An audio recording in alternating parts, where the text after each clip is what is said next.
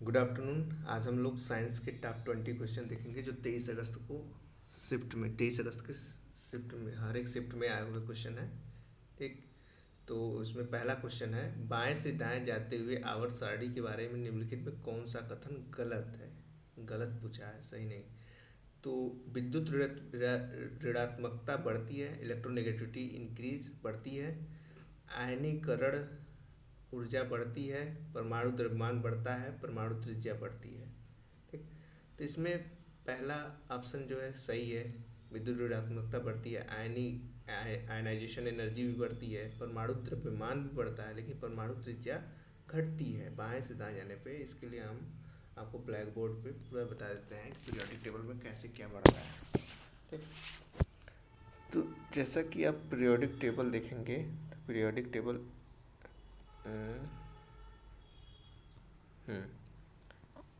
ये है periodic table. तो इसमें क्या होता है, ऐसे हो जाएगा। इसमें लेफ्ट से राइट जाने पर electronegativity, ionisation energy ionisation energy electro affinity मतलब इलेक्ट्रॉन बंधुता, इलेक्ट्रो अफिनिटी, ये बाएं से दाएं जाने पे बढ़ती है। मेटलिक करेक्टर क्या होता है? मेटलिक करेक्टर घटती है बाएं से दाएं जाने पे। क्यों? क्योंकि इधर मेटल होते हैं, इधर मेटल है, पूरा मेटल है डी ब्लॉक तक। ठीक। इसमें खाली केवल एक नॉन मेटल होता है, हाइड्रोजन। ठीक। और इधर नॉन मेटल हो जाते हैं, मेटलॉयड आते हैं बीच में, फिर नॉन मेटल हो जाते हैं। तो मेटल का करेक्टर धीरे धीरे घट रहा है। और जो चीज़ बाएं से दाएं बढ़ेगी वो ऊपर से नीचे घटेगी। सिंपल सी फंडा। ठीक। तो ऐसे ही नॉन मेटेलिक करेक्टर पूछ दे कि बाएं से दाएं बढ़ती है भाई, मेटेलिक करेक्टर घटती है तो नॉन मेटेलिक बढ़ेगी, और ऊपर से नीचे आने पे घटेगी। सिंपल सी बात है। ठीक। तो एक क्वेश्चन पूछता है कि सबसे ज़्यादा इलेक्ट्रोनेगेटिव एलिमेंट कौन होता है, तो फ्लोरीन होता है। ठीक। और सबसे ज़्यादा इलेक्ट्रो अफिनिटी किसकी होती है? क्लोरीन की होती है, क्लोरीन की। ठीक। और एक क्वेश्चन और इसमें पूछता है कि कौन सबसे भारी एलिमेंट है, तो ऑस्मियम है। सबसे अधिक गलनांक वाला कौन सा एलिमेंट है, तो टंगस्टन है। और क्वेश्चन पूछता है कि नॉन मेटल, ऐसा नॉन मेटल जो लिक्विड अवस्था में होता है, तो ब्रोमीन। अब मेटल में ऐसा मेटल जो लिक्विड अवस्था में होता है, तो मरकरी, Hg। ठीक। ये तमाम प्रकार के एलिमेंट है जिससे हम हमारे क्वेश्चन पूछे जाएंगे आगे फिर से। ठीक। तो नेक्स्ट क्वेश्चन अब पढ़ते हैं आगे। तो अगला क्वेश्चन है, जैसा कि चित्र में दिखाया गया है, प्रतिरोध एक नेटवर्क 1 ओम आंतरिक प्रतिरोध है, 16 वोल्ट बैटरी से जुड़ा हुआ नेटवर्क समतुल्य प्रतिरोध की गणना करना है। ठीक। तो फिगर दिया है 6, 2 और 4, एक इंटरनल रेजिस्टेंस है। तो यहाँ पे बस ध्यान देने वाली बात यह है कि लग रहा है कि रेजिस्टेंस है, लेकिन ये इंटरनल बैटरी का इंटरनल रेजिस्टेंस है। ठीक। तो इंटरनल रेजिस्टेंस है तो इसको नहीं जोड़ना है, बस हमें उस जो सर्किट है मेरा उसका बताना है कि तुल्य प्रतिरोध क्या होगा। तो दो पैरेलल हो जाएंगे, एक सीरीज फिर पैरेलल। तो इसके लिए हम फिर से ब्लैक बोर्ड का यूज करते हैं। तो इसमें क्या है कि हम डायग्राम पहले बनाते हैं। तो ये दिया हुआ है दो पैरेलल में, फिर एक सीरीज में, फिर दो पैरेलल में। ठीक। इसके बाद एक बैटरी लगा हुआ है, यहाँ इंटरनल रेजिस्टेंस है, ये ऐसे है। ठीक। तो हमें समझना है कि कौन पैरेलल में कौन सीरीज में। ऐसे तो हमने बता दिया कि पैरेलल में एक सीरीज में, ऐसे कैसे पता चलेगा? पता करने के लिए हम बस यहाँ से करंट पास कराएंगे। यहाँ से करंट गया इसमें, यहाँ पे बट गया। जहाँ करंट, जिस जंक्शन से करंट बढ़ जाए, फिर देखो वहाँ पे कैसे कैसे गया। तो ये दोनों अलग अलग करंट गए, तो अलग करंट है तो पैरेलल है। अगर सीरीज होता तो सेम करंट होता, तो अलग अलग करंट गया, फिर यहाँ आके मिल गया, फिर यहीं यहाँ से जो करंट निकला वो इसमें गया, पूरा पूरा इसी में गया। तो अभी तक ये इसके सीरीज में है, इन दोनों को पैरेलल जोड़ दिया जाए तो इसके सीरीज में ये है। फिर यहाँ से बढ़ गया, फिर ये दोनों आपस में पैरेलल हो जाएंगे, ये भी पैरेलल, ये भी पैरेलल। ठीक। तो इस तरह हम क्वेश्चन को सॉल्व करेंगे, हमारा आंसर आ जाएगा। तो दिया हुआ था क्या, 6 ओम, 6 ओम, 3 ओम, 4 ओम, 4 ओम। ठीक, ऐसे दिया हुआ था। तो छः छः का 1/r इक्वल टू पैरेलल में जोड़ देंगे, 1/r equal to 1/r1 plus 1/r2। तो यहाँ से 1/6 प्लस 1/6 सॉल्व करेंगे तो 2/6 यानी कि 1/3 यानी r बराबर आ जाएगा 3 आ जाएगा। और वो 3 दिया हुआ है एक, और एक 4 का दिया हुआ है पैरेलल में, तो 4 का फिर से निकालेंगे 1/4 करेंगे तो इसका सॉल्व करेंगे तो 2/4 यानी 1/2 यानी 2 आ जाएगा। ठीक, तो यहाँ से टोटल क्या हो जाएगा, एक हो गया 4, एक हो गया 3, और कितना आया था, 3 आया था, सॉरी 3 3 6 2 8। अब देख लेते हैं कैसे क्वेश्चन भूल गए, मतलब क्वेश्चन क्या था, डिटेल एग्जैक्ट वैल्यू क्या थी। 6 था, अच्छा 2 था, यहाँ बीच में 2 था, 3 नहीं था। तो 6 का कितना आया, 3 आया, 3 2 5, इसका 2 आया, 5 2 7। हम इसी नहीं जोड़ेंगे कि यहाँ से चल के फिर 1 ओम में, ये जो 1 ओम दिया हुआ है इसमें भी तो करंट जाएगा। ठीक, करंट तो जाएगा लेकिन ये इंटरनल रेजिस्टेंस है उसका, तो उससे कोई मतलब नहीं है, तो केवल हमारा आंसर हो जाएगा 7, 8 नहीं। ठीक, तो एग्जैक्ट आंसर मेरा 7 होगा। नेक्स्ट क्वेश्चन, अगला क्वेश्चन, निम्नलिखित में कौन सा एल्कीन का सामान्य सूत्र होता है। एल्कीन का सिंपल फार्मूला होता है, ठीक ना, alkene alkane alkene alkyne, 3 formula होते हैं। तो ये बहुत सिंपल तरीका इसको याद करने का क्या है कि alkane single bond, alkene double bond, alkyne triple bond. इसका फार्मूला क्या होता है, कार्बन CnH2n+2। मतलब क्या है, 2 गुना प्लस 2, हाइड्रोजन कितना रहेगा, 2 गुना प्लस 2, कार्बन जितना हो उसका 2 गुना करो प्लस 2 कर दो, तो ये हो जाएगा CnH2n+2। इसका क्या होता है CnH2n, ठीक 2n। तो ये क्या है, केवल 2 गुना है, कार्बन जितना रहे उसका 2 गुना कर देंगे तो हाइड्रोजन आ जाएगा। ठीक, एल्काइन में क्या होता है, एल्काइन में CnH2n-2, इसमें 2 माइनस कर देंगे। ठीक, ये डबल बॉन्ड सिंगल बॉन्ड, आपको केवल ये पता है कि सिंगल बॉन्ड है एल्केन, और ये पता है कि CnH2n+2 है। तो यहाँ पे आने पे जब डबल बॉन्ड होगा तो 2 कम हो जाएगा, क्यों, क्योंकि एक बॉन्ड से हम 2 लोग को जोड़ सकते हैं। ठीक, तो 2 लोग को जोड़ेंगे तो 2 कम हो जाएंगे यहाँ पे, सॉरी। तो इस तरह से Cn, इसका फार्मूला डायरेक्ट हम लिख देते हैं, इतना नहीं, CnH2n+2 हो जाएगा एल्केन का, CnH2n हो जाएगा एल्कीन का, CnH2n-2 हो जाएगा एल्काइन का। ठीक, तो यहाँ से नेक्स्ट क्वेश्चन अब हम पढ़ेंगे। तो ये पूछा क्या था, एल्कीन का, तो 2 गुना केवल। ठीक, नेक्स्ट क्वेश्चन, तार का उपयोग विद्युत हीटर तैयार करने के लिए किया है। नाइक्रोम का, सीधे टिक मारेंगे, आगे बढ़ेंगे। नेक्स्ट क्वेश्चन, समीकरण AgNO3 NaCl AgCl + NaNO3 की रासायनिक प्रक्रिया ज्ञात कीजिए। ठीक ना, क्या इसमें उदासीनीकरण रिएक्शन कब होता है, जब हम एसिड बेस का रिएक्शन करते हैं तो सॉल्ट एंड वाटर बनता है, तो उसे न्यूट्रलाइजेशन रिएक्शन कहते हैं। तो न्यूट्रलाइजेशन तो नहीं हो रहा, अवक्षेपण अभिक्रिया, हाँ अवक्षेप प्राप्त हो रहा है, AgCl का अवक्षेप प्राप्त हो रहा है। ठीक, तो ऑप्शन नंबर दूसरा सही। संश्लेषण है, प्रकाश संश्लेषण और नहीं हो रहा है। अपघटन, क्या दो चीज़, एक चीज़ टूट के 2 चीज़ बन रहा है, नहीं, अपघटन भी नहीं हो रहा है। ठीक, तो नेक्स्ट क्वेश्चन, प्रबल अम्ल के बारे में कौन सा कथन सही है। कथन 1 कह रहा है, एक अम्ल जो पानी में पूरी तरह आयनित होता है, इस तरह बहुत ही कम मात्रा में हाइड्रोजन, नहीं, हाइड्रोजन बहुत अधिक मात्रा में होगा, जब एसिड होगा तो H+ ज़्यादा होता है। तो पहला तो गलत हो गया। सल्फ्यूरिक एसिड, नाइट्रिक एसिड प्रबल एसिड है, हाँ सही है, दूसरा सही हो गया जाएगा, तो दूसरा ऑप्शन सही है। नेक्स्ट क्वेश्चन, कमजोर अम्ल और मजबूत क्षार की प्रतिक्रिया से क्या होता है। तो अम्ल कमजोर है, मजबूत क्षार है, तो जो रिजल्टेंट सॉल्ट बनेगा एसिड, इसके लिए हम ब्लैक बोर्ड का यूज करते हैं।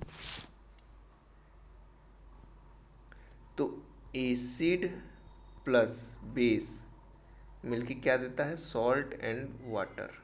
ठीक, तो अगर एसिड प्रबल है, बेस वीक है, तो सॉल्ट जो मिलेगा प्रबल एसिड मिलेगा, मतलब स्ट्रॉन्ग एसिड वाला एसिडिक सॉल्ट मिलेगा। अगर बेस स्ट्रांग है, एसिड कमज़ोर है तो बेसिक मिलेगा। दोनों स्ट्रांग है या दोनों वीक हैं तो न्यूट्रल मिलेगा। ठीक, सिंपल सी बात है। तो यहाँ पे हमारा इस तरह से आंसर हो जाएगा। क्या पूछा है, क्षारी है तो क्षारी लवण हो जाएगा। क्षारी मजबूत है, जो मजबूत रहेगा वो ज़्यादा रहेगा। एक जीन जिसकी अभिव्यक्ति रूपांतरित कोशिकाओं की पहचान करने के लिए मदद की जाती कहलाती हैं वर्णन योग्य चिन्हक कहते हैं उसे। नेक्स्ट क्वेश्चन, एक उत्तल लेंस जब बिंब अनंत पर रखा जाता है तो प्रतिबिंब किस स्थान पर बनता है? तो ये किस पे बनता है? F2 पे बनता है, F1 पे नहीं। ठीक, इसको बोर्ड पे हम एक बार फिर से समझा देते हैं कि उत्तल लेंस में क्या होता है। उत्तल लेंस है, प्रिंसिपल एक्सिस हो गया, अनंत से इन्फिनिटी से कोई रेज आ रही है तो इसका रिफ्रैक्शन होगा और इसके फोकस पे केंद्रित होगा, ठीक ना, केंद्रित होगा। तो एक तो F1A है,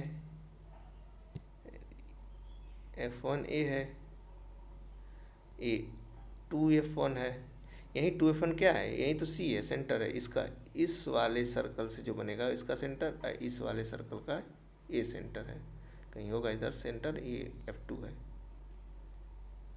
ये 2F2 है। तो कहाँ बन रहा है? F2 बन रहा है, F1 पे थोड़ा बन रहा है, ठीक ना। तो नेक्स्ट क्वेश्चन क्या है? नेक्स्ट क्वेश्चन हमारा है 10वां। करा निम्नलिखित आरेख संदर्भ लेते हुए गणना कीजिए कि लेंस का प्रतिबिंब कितनी दूर पर बनेगा। ठीक, ये इंपॉर्टेंट क्वेश्चन है, ठीक ना। इसको ये फोकस दिया है F1 7.5 है, तो F2 भी 7.5 है, लेकिन हम फोकस कौन सा लेते हैं? जो इधर इमेज बनता है, तो F2 लेंगे ना, तो हमारा पॉजिटिव मिलेंगे। तो 1/AF equal to 1/V minus 1/U वाला फार्मूला लगा के U की वैल्यू दिया है -20, F की वैल्यू दिया है +7.5। ये इधर से देख के घबराना नहीं है कि इधर दिया हुआ है, डिस्टेंस दे दिया, हमें पता चल गया डिस्टेंस क्या है, लेकिन हमें लेना क्या है? राइट साइड वाला, ठीक ना, क्योंकि राइट साइड हम फोकस लेते हैं ना, तो राइट साइड में प्लस होता है, तो प्लस रखेंगे, सॉल्व करेंगे, आंसर हमारा आ जाएगा 12 सेंटीमीटर। ठीक, नेक्स्ट क्वेश्चन, एक अवतल दर्पण द्वारा बनाए गए प्रतिबिंब की प्रकृति यदि दर्पण द्वारा उत्पादित आवर्धन +3 है, तो आवर्धन क्षमता क्या होता है? हम पहले भी एक बार बता चुके हैं, लेकिन आवर्धन क्षमता फिर से हम बता दें। मैग्नीफाइंग फैक्टर क्या होता है कि वस्तु का साइज या डिस्टेंस कितना दूर या कितना बड़ा बना हुआ है, किसके कंपेयर में? ऑब्जेक्ट के कंपेयर में। तो हर समय कंपेयर करते हैं यू से या ओ से। साइज है तो ओ को साइज वाला है, I/O हो जाता है, या V/U। लेंस है तो सिंपल है फार्मूला, मिरर है तो -V/U हो जाता है, ये तो I/O रहता ही है। ठीक, तो यहाँ से एकदम क्लियर हो जाता है। अब कह रहा है कि m की वैल्यू +3 है, इसका मतलब क्या है कि इसका जो इमेज बना हुआ है बहुत बड़ा बना, ऑब्जेक्ट से बड़ा बना हुआ है, तो बस सिंपल। अब +3 का मतलब आभासी बना हुआ है, ठीक ना। नेक्स्ट मतलब इस क्वेश्चन को देखते हैं क्या पूछा है। एक अवतल दर्पण है, मिरर है, +3 मतलब आभासी उधर बना है राइट साइड में, तो आभासी होगा, वास्तविक वाला कट जाएगा, तो आभासी, सीधा और बड़ा क्यों? क्योंकि +3 है। नेक्स्ट क्वेश्चन, निम्नलिखित में कौन सा पानी का अपवर्तनांक? 1.33 याद होना चाहिए। ग्लास का 1.5 होता है, 2.42 हीरा का होता है, एक दिया हुआ है, हाँ पानी का दिया हुआ है। केरोसिन का 1.44, क्राउन कांच का इतना, हीरा का 2.42, ठीक ना। नेक्स्ट क्वेश्चन, फ्लोएम का कार्य क्या है? खाना को इधर से उधर पहुंचाना। मूल कोशिकाओं में 42 गुणसूत्रों वाले पादपों की एल्यूरोन कोशिका गुणसूत्रों की संख्या कितनी होती है? 3 टाइम्स ऑफ 21। ठीक, n इक्वल टू n क्या होता है? 21। एल्यूरोन कोशिकाएं प्रकृति की त्रिगुणित होती हैं, 3n होती हैं, तो n बराबर 21, इसमें 3 गुणा का गुणा कर दें तो एल्यूरोन का आ जाएगा। नेक्स्ट क्वेश्चन, पादप का जनन अंग क्या है? पादप का जनन अंग क्या है? पुष्प होता है, ठीक ना। प्लांट पुष्प में ही सेक्सुअल नाउन करते हैं। नेक्स्ट क्वेश्चन 16वां, हेपेटाइटिस बी HIV एड्स में कई गुना अधिक संक्रामक है। हाँ सही है, ठीक। हेपेटाइटिस बी यकृत कैंसर का कारण बन सकता है, दोनों सही है, ठीक। तो नेक्स्ट ऑप्शन नंबर 3 सही है। नेक्स्ट क्वेश्चन, निम्नलिखित में से कौन सा नियम निर्वात या मुक्त स्थान में दो स्थिर बिंदी आवेशों के बीच लगने वाले बल को अभिव्यक्ति करते हैं, ठीक ना। ये कह रहा है, सिंपल क्वेश्चन ये कह रहा है कि दो आवेश हैं Q1 Q2, ठीक, तो इनके बीच लगने वाला फोर्स किसने दिया? तो कुलाम ने दिया। कुलाम ने बताया कि F is directly proportional to Q1 into Q2 और इसके बीच का डिस्टेंस अगर r है तो f is inversely proportional to 1/r²। ठीक, यहाँ से निकल के आता है कि f बराबर, प्रोपोर्शनल हटाते हैं तो कांस्टेंट आता है Q1 Q2/r²। इस पर न्यूमेरिकल भी दे सकता है आगे, इस बार ये पूछा है तो न्यूमेरिकल भी पूछ सकता है। दो आवेश दे दे, उनके बीच का डिस्टेंस दे दे। अब k क्या होता है, k होता है 1/4πε0, जिसकी वैल्यू होती है 9×10⁹। यूनिट क्या हो जाएगा, newton metre square, newton metre square, के की यूनिट बता रहे हैं हम, newton metre square into coulomb square upon coulomb square. ठीक, सिंपल। तो नेक्स्ट क्वेश्चन अब हम करते हैं। अगला क्वेश्चन है तो ये कूलम का नियम हो गया।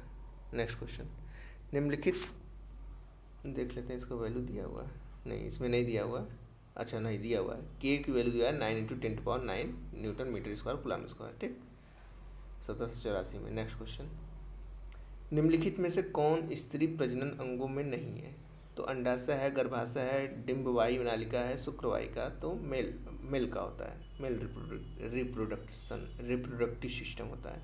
नेक्स्ट क्वेश्चन, एक यौगिक को कभी कभी भोजन में जल्दी पकाने के लिए उसमें डाला जाता है, यह हल्का असंक्षारक क्षार है, नीचे दिए गए विज्ञान निर्माण में क्रिया दर्शाती यौगिक का नाम बताइए। सोडियम बाइकार्बोनेट, खाने वाला सोडा जो होता है उसी को डालते हैं खाने वाला सोडा, इसलिए तो उसका नाम खाने वाला सोडा है। नेक्स्ट क्वेश्चन, सिरका कौन सा युग्म सही सुमेलित है? तो सिरका एसिटिक एसिड होता है, सही है। संतरा में सिट्रिक एसिड होता है, सही है। इमली में टार्ट्रिक होता है, सही है। टमाटर में ऑक्जेलिक होता है, सही है। चारों सही है। ठीक, तो इस तरह के ये टॉप 20 क्वेश्चन है जो शिफ्ट 23 अगस्त के सभी शिफ्ट में आए थे, लेकिन कुछ इंपॉर्टेंट क्वेश्चन, ठीक, ये आ भी सकते हैं, तो इसलिए इसका हम डिटेल सोल्यूशन भी दिए हैं। ठीक, थैंक यू फॉर वॉचिंग।